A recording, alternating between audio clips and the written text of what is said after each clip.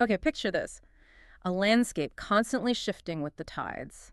It's all mud islands, mangrove forests, incredibly dense. Yeah, sunlight just filtering through, maybe catching a fresh tiger print on the mud flats. The air's heavy. Sounds everywhere. Exactly.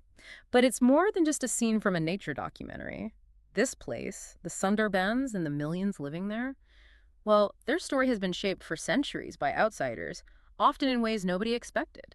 That's really the core of it, isn't it? We want to look past those amazing images of tigers and tangled roots, understand how different ambitions from colonial times right up to modern conservation have kind of echoed through here. Leaving a really complex legacy for the environment and the people. Right. So we're trying to unpack those layers of influence today, get beyond the usual narratives. Absolutely. So this deep dive is all about immersing ourselves in that story, using what we've researched to see how these external agendas have played out. It's a story that honestly resonates far beyond this delta. It really does. And just to set the scene quickly, the Sundarbans is massive, the world's largest delta, formed where the Ganges, Brahmaputra, and Meghna rivers meet the sea. And the biodiversity is just staggering. You've got crocodiles, river dolphins, deer, something like 260 bird species. Yeah. It's teeming. But crucially, it's not empty. Millions of people live there, their lives completely tied to the rhythm of the place. Okay, so let's go back. When did this external influence really start making waves? That really kicks off in the 18th century with the British East India Company. Their first look at the Sundarbans was, well, it was through a very particular lens. Or sources, right? Exactly. They saw it as a wasteland. Untamed, basically ripe for exploitation, timber for ships, land they thought they could turn into rice paddies, fuel the empire. It's wild to think of this vital ecosystem being labeled a wasteland. It is. And they move fast. Our research shows huge areas of mangroves were cleared, which of course meant displacing the communities who'd always lived there and relied on those forests. And they just disregarded the existing balance, the local knowledge. Pretty much, yeah. They were focused on their own models, draining marshes, planting rice. But the soil, it's salty. Often it just didn't work. It shows this huge gap between their vision and the reality on the ground. A kind of colonial mindset of nature just being a commodity. Exactly. That whole idea of human dominion over nature, completely ignoring the relationship people already had with the Sundarbans. And it wasn't just timber and land. Later on in the 19th century. Ah, yes. It became a hunting playground for the British elite. Tigers, deer, big game trophies. But wait, didn't they also restrict the locals from using the forest? That's the real irony, isn't it? They're hunting for sport, creating this romantic, untamed wilderness myth, but the people who actually depend on it for survival are being pushed out or So restricted. they're projecting their own story onto the place. Precisely. Ignoring the fact that it's already a home, already managed in its own way by the people living there, a pattern you see again and again, unfortunately. Okay, so that's the colonial era resource extraction, misunderstanding the place and its people. Then things shift in the 20th century towards conservation. Yes, a major shift. And a key moment is 1973, the launch of Project Tiger. The focus turns to saving the Royal Bengal tiger, which was definitely needed. Tiger populations were declining. So they set up the Sundarbans Tiger Reserve. Big area. Huge. Over 2,500 square kilometers. But, and this is crucial, it came with strict new rules. No fishing, no honey collection, no cutting firewood within the reserve boundaries. And that must have hit the local communities hard. Immensely.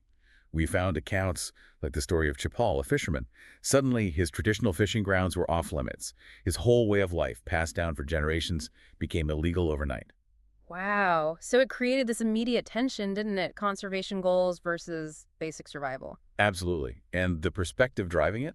Well, it often saw the Sundarbans primarily as tiger land, Oh. as if it needed protecting from people rather than recognizing that people had coexisted there for centuries. Locals seen as encroachers. Sometimes. Yeah.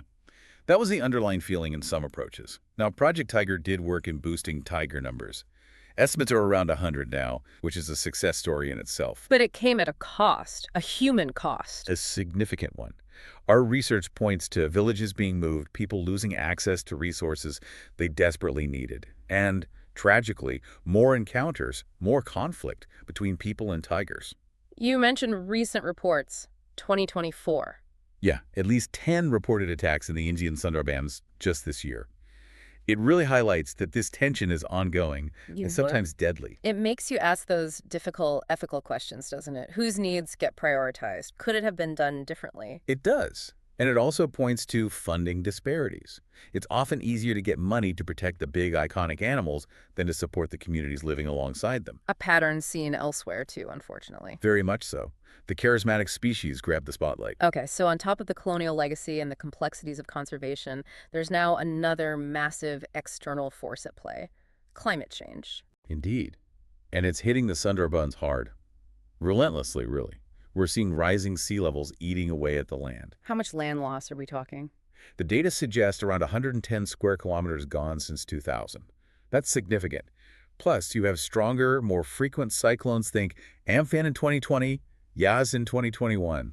Devastating. And saltwater intrusion, right? Getting into farmland, drinking water. Exactly. It makes farming harder, finding fresh water harder. It just adds layer upon layer of difficulty. And the irony here is just stark. The Sundarbans itself, those mangroves, they're a natural defense against climate change. It's incredibly ironic.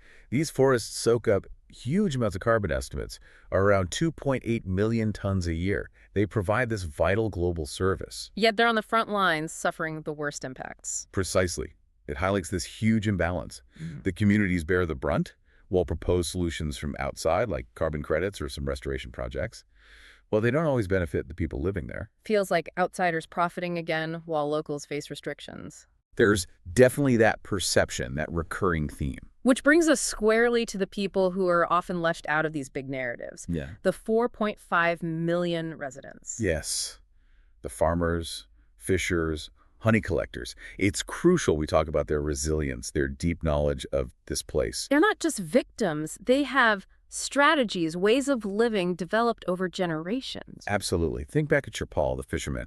His story shows the risks, yes, but also that deep dependence on the forest woven into their culture. And then there are women like Anima, the honey collector in a women's cooperative. Her story is so important.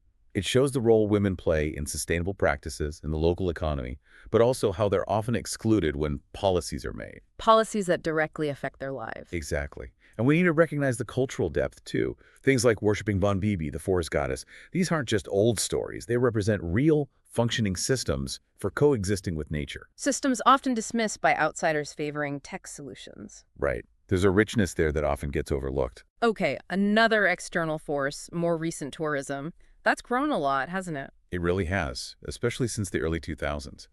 Over 150,000 visitors a year to the Indian side alone.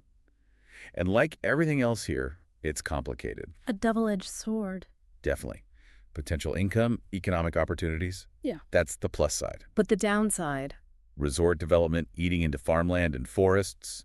Waste management is a huge problem. And then there's the way it's marketed. That untouched wilderness idea again? Yeah. It basically erases the local people and their history from the picture. Plus, the pressure for tourists to see tigers can push guides into risking situations, increasing conflict. Conflict that locals usually bear the brunt of. Exactly. So, considering all this long history of outside influence, often with negative consequences, what's the way forward? Oh, the research seems pretty clear. Top-down solutions imposed from outside just haven't worked well. No, they haven't. The key theme emerging is the absolute need to center the local people. Their knowledge, their perspectives, their needs have to guide future plans. So practical steps. What does the research suggest? Things like really listening to and funding community-led projects, supporting those women's cooperatives, sustainable fishing ideas developed locally, valuing traditional ecological knowledge. Empowering people to be the drivers, not just recipients. Precisely. And finding ways to balance conservation with survival.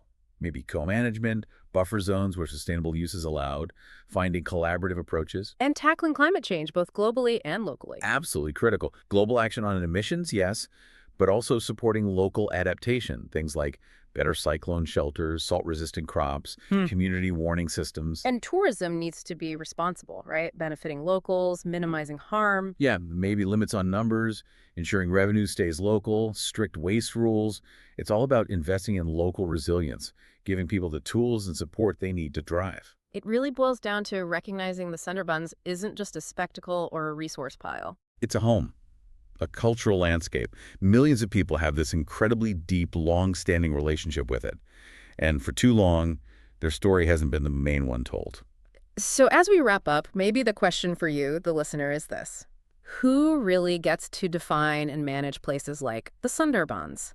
And what's our responsibility to make sure local voices, local needs are truly at the heart of conservation and development, not just here, but everywhere? It forces you to think about the ethics of imposing outside agendas, Oh, it doesn't it? really does. Ultimately, getting beyond the tiger images, beyond the mangroves, and understanding the stories of the people in the Sundarbans, that's crucial. Their knowledge, their resilience, that's the key to finding real sustainable solutions for the future of this incredible place.